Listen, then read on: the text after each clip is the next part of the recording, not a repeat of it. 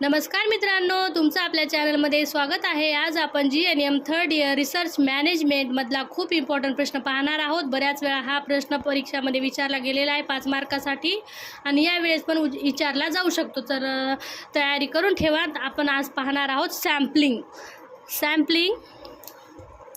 त्याची व्याख्या पाहूया आपण। सॅम्पलिंग म्हणजे काय? व्याख्या: संशोधनासाठी संपूर्ण लोकसंख्येचा अभ्यास करणे शक्य नसते, त्यामुळे त्या लोकसंख्येतून काही व्यक्ती निवडल्या जातात। या निवड प्रक्रियेला सॅम्पलिंग म्हणतात। सॅम्पलिंग म्हणजे काय? संशोधन करण्यासाठी जेवढी लोकसंख्या असते त्यांचा पूर्ण अभ्यास करणे हा शक्य नसतो, त्यामुळे त्या एवढी लोकसंख्यामधून काही लोकांची निवड केली जाते। या निवड प्रक्रियेला काय म्हणतात? सॅम्पलिंग। तर छोटी पण व्याख्या आहे। मोठ्या गटातून अभ्यासासाठी काही लोक निवडणे। मोठ्या गटातून अभ्यासासाठी काही लोक निवडणे म्हणजेच काय? सॅम्पलिंग।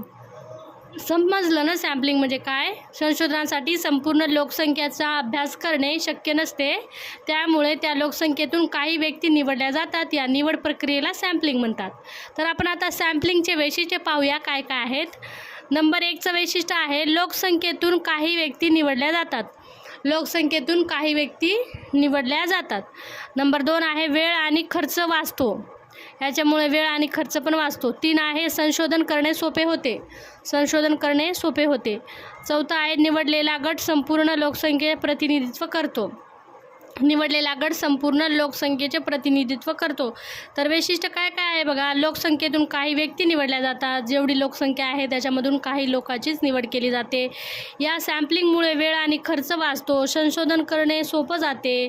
निवडलेला जो गट आहे संपूर्ण लोकसंख्येचे त्याचे प्रतिनिधित्व करतो। अजून पुढं आपण पाहूया सॅम्पलिंगचे आपल्याला फायदे काय काय होऊ शकतात। तर नंबर 1चा फायदा आहे त्याचं वेळेची बचत होते। नंबर 2 आहे खर्च कमी लागतो। नंबर 3 आहे माहिती गोळा करणे सोपे होते। नंबर 4 आहे संशोधन लवकर पूर्ण होतो।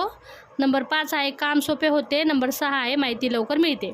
तर सॅम्पलिंग करण्याचे फायदे काय काय आहेत त्याच्यामुळे आपल्याला काय काय फायदा होतो? वेळेची आपली बचत होते आणि खर्च पण कमी लागतो। माहिती गोळा करणे आपल्याला सोपी जाते। संशोधन लवकर आपलं पूर्ण होतो। काम करणे त्याच्यामध्ये सोपे होते आणि माहिती आपल्याला लवकर मिळते। हे झाले सॅम्पलिंगचे फायदे।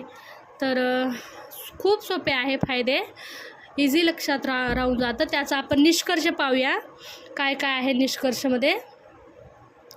निष्कर्ष: मोठ्या गटातून काही लोक निवडून त्याचा अभ्यास करणे याला सॅम्पलिंग म्हणतात।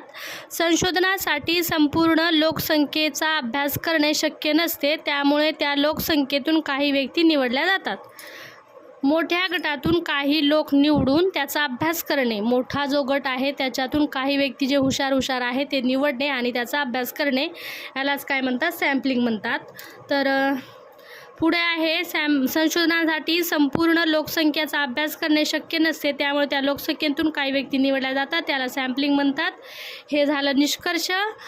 एवढंच होतं या टॉपिकमध्ये। 5 मार्कासाठी खूप इम्पॉर्टंट प्रश्न आहे। त्याची व्याख्या पाहिली आपण 2 मार्कासाठी आणि वैशिष्ट्य हे 1 मार्क आणि हे 1 मार्क। तर अशाच 5 मार्कासाठी हा प्रश्न विचारला जाऊ शकतो। बऱ्याच वेळा विचारला गेलेला आहे। मित्रांनो, व्हिडिओ आवडला असेल तर व्हिडिओला लाईक करा, मित्रांना शेअर करा, चॅनलला सबस्क्राईब करा। भेटूया नेक्स्ट व्हिडिओमध्ये। Bye bye.